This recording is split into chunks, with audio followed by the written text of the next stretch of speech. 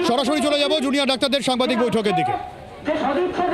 সদিচ্ছা দেখিয়ে সকালবেলায় মাননীয় মুখ্যমন্ত্রী আমাদের এখানে এসেছিলেন, যাতে প্রতিষ্ঠিত হয়েছে যে আমাদের যে 5 দফা দাবি, যে ন্যায় বিচারের দাবি, তা অত্যন্ত ন্যায্য, সেটা প্রমাণ করে সেই ন্যায্যতা দিয়ে তিনি ওখানে এসেছেন। উনি এখানে এসেছেন মানে আজকে আমরা যে এই যে বৃষ্টি ভিজে রোদে পুড়ে এখানে পড়ে রয়েছি, গত 35 দিন ধরে আমরা যে আন্দোলন চালাচ্ছি, সেই আন্দোলন অত্যন্ত ন্যায্য, তা যে উনি এসেছেন তার মাধ্যমে প্রমাণিত হয়েছে। আমরা ওই মেল পাঠানোর কয়েক মিনিটের মধ্যে দেখলাম একটা প্রত্যুত্তর এলো। আমরা ওখানে বলেছিলাম যে আমরা এক্ষুনি যে কোনো জায়গায় যে কোনোভাবে আলোচনায় প্রস্তুত, এবং তাতে আমাদের 5টা দাবি নিয়েই আলোচনা হতে হবে এবং স্বচ্ছভাবে হতে হবে।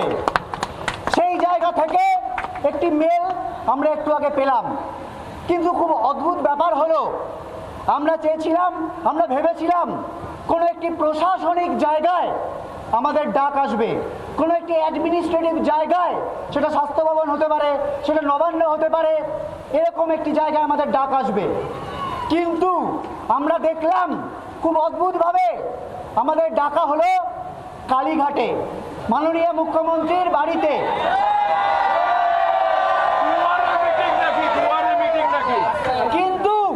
কিন্তু আমরা এটাও বলতে চাই, উনি ভাবছেন যে এই যে ওনার বাড়িতে ডেকেছেন আমরা হয়তো যাব না, আমরা আমাদের 5টা দাবি আমরা ওই কালীঘাটে গিয়েই ওনার কানে শুনিয়ে আসতে চাই। আমরা আমাদের 5 দফা দাবি, যে 5 দফা দাবি নিয়ে আমরা লড়ছি, সেই 5 দফা দাবি যে অত্যন্ত ন্যায়সঙ্গত দাবি, ন্যায় বিচারের দাবি, সেটা নিয়ে আমরা এক্ষুনি ওখানে গিয়েই কথা বলতে চাই, এবং এটা যাতে স্বচ্ছভাবে হয় তার পূর্ণ ব্যবস্থা ওনাকে করতে হবে।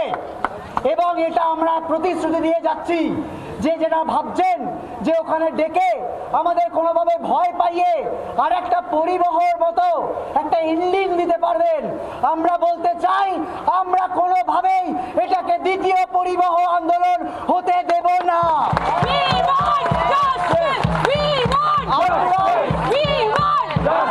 আমরা আমাদের 5 দফা দাবি, যে অত্যন্ত ন্যায়সঙ্গত দাবি, তা ওখানে প্রতিষ্ঠা করব এবং ওই আলোচনা করে তারপর এখানে আসব।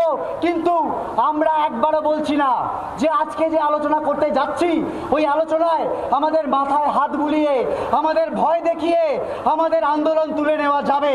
আমরা আগে যাচ্ছি এটা প্রমাণ করার জন্য যে আমাদের সদিচ্ছা আছে, আমরা জুনিয়র ডাক্তার, আমরা শান্তিপূর্ণ আন্দোলন করছি, আমরা বিচারের দাবিতে আন্দোলন করছি, এবং এই বিচারের দাবিতে আন্দোলনের জন্য আমরা যেটা উনি প্রমাণ করতে চাইছেন যে সুপ্রিম কোর্টের কাছে বারবার আমাদের আমন্ত্রণ জানানো হচ্ছে, আমরা নাকি এতই জেদি আমরা আলোচনায় বসতে চাইছি না, আমাদের জন্যই নাকি এই অচল অবস্থা।